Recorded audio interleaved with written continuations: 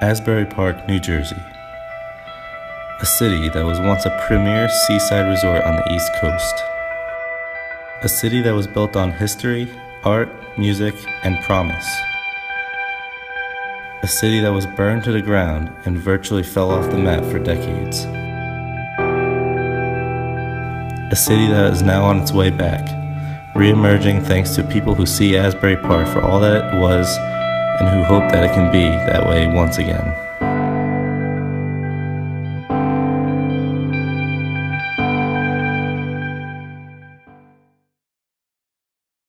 Asbury Park has evolved in many ways over the years. In its earliest days, it was established as part of a group of religious communities along the Jersey Shore in the late 1800s. Well, Asbury Park is intricately associated with Ocean Grove. So Ocean Grove was founded as a Methodist religious camp meeting right after the Civil War. And a broom manufacturer by the name of James Bradley came down here. And he was so impressed by what was going on in Ocean Grove that he decided to buy 500 acres to the north of Ocean Grove. And that land went from the ocean down to basically where the railroad tracks are today. He named it Asbury Park after Bishop Asbury, who was the first Methodist bishop in the United States. And his intention was always to have Asbury Park be an extension of Ocean Grove, in other words, a very religious community. But over the years, the hotels started springing up. Eventually, Asbury Park was no longer a dry town. Alcohol came in. It's just started morphing into more of a travel destination for entertainment, that type of thing, rather than a religious community. So the joke is you go to Ocean Grove to pray and you go to Asbury Park to play. As Asbury Park's reputation grew, the city developed into a premier tourist destination in the Northeast. Asbury Park in its prime was a premier tourist destination. Like I said, there were always free concerts, there were always things going on, there were the baby parades, other parades. There were a lot of conventions that came here to Convention Hall, and there were very large hotels that could accommodate all of these people. And it was just a wonderful seaside resort that people came to and stayed for like a week or more. So when I was a little girl, I was in Asbury probably every weekend with my family. There was the carousel, the Ferris wheel. There were so many things to do here as a little girl. Then in the mid-70s, Asbury faced some challenges that caused tourism to really lessen quite a bit. The challenges of maintaining interest in Asbury Park, coupled with the persisting issues with crime and racial tensions, became prevalent on the 4th of July in 1970. That summer, the largely African-American youth community that lived on the west side of the railroad tracks saw most of the summer jobs in town be outsourced to white teenagers from neighboring towns. With no hope for jobs piled onto a continuing sense of neglect, the frustrated community from the west side began rioting on the night of July 4th. After nearly a week of fighting, looting, shooting, and burning, the Asbury Park everyone knew and loved was essentially burnt to the ground. Though the riots themselves lasted only a few days, the aftermath would last decades. It was just they were fed up. They felt that they were a neglected community and not without, a lot of validity on that. And that feeling still remains to this day on the west side of Asbury Park. On the west side, it was neglected, like I said, for decades. It just, crime and abandoned housing, that type of thing, transients, that all started to come into the city. You saw it go from a real drawing point to all of New Jersey, down to really, I hate to say like ghost town, but there really was not anything going on here, and the reputation had become a place where you would not come here to visit with your family. There was nothing really going on in Asbury for about 2 decades, so there's a whole generation of people, younger people, that have no good memories about Asbury Park during the 80s and 90s because there were no good memories here really for people to have. Growing up, I grew up and my parents would tell me that we would just avoid Asbury Park. Everyone in the surrounding towns would avoid Asbury Park because it was quote unquote dangerous. Because when my parents grew up, they grew up during the time of the riots that happened in Asbury Park, and it was not a place to be.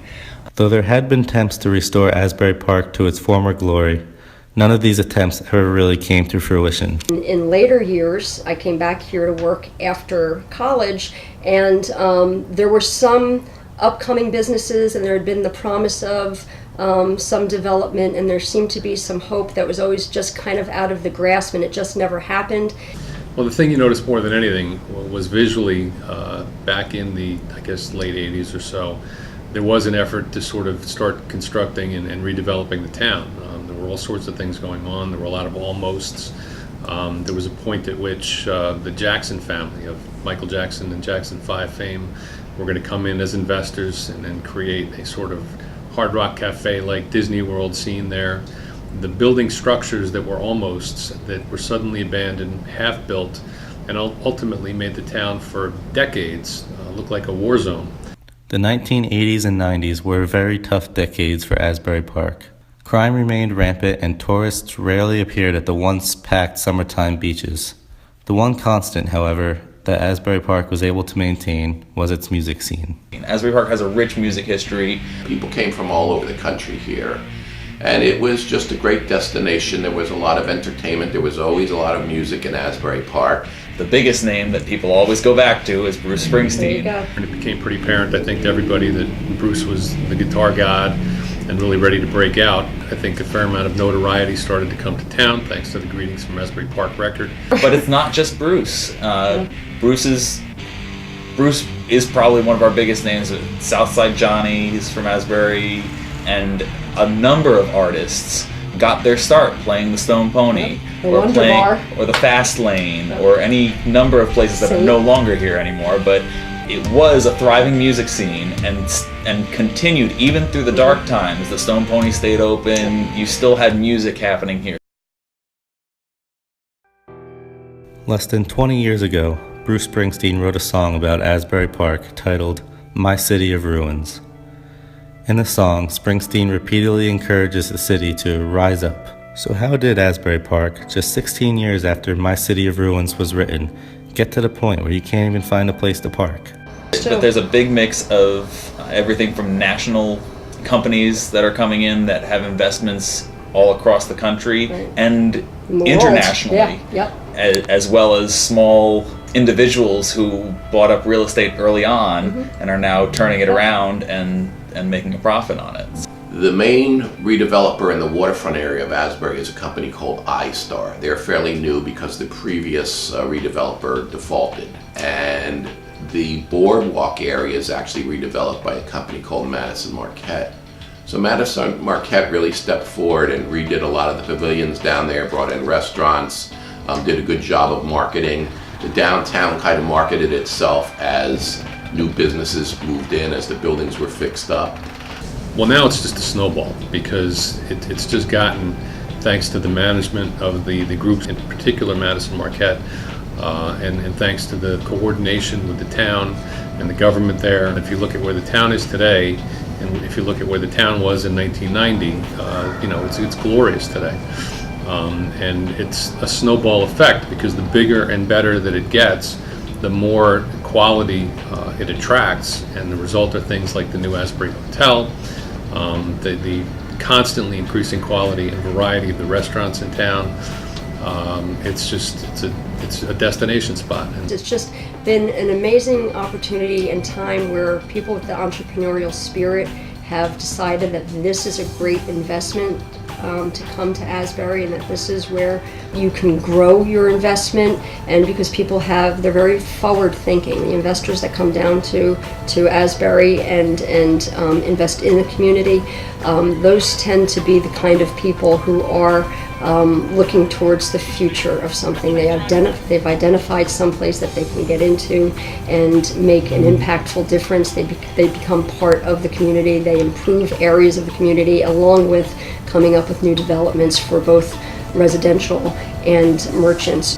They're ripping down a lot of the housing projects and maybe putting up something along the lines perhaps of a transit village to attract younger people here, because you remember the train station is right here, and it's very close to large highway systems like Route 18, the Parkway, all of that. We're an hour from Philadelphia. We're an hour from New York.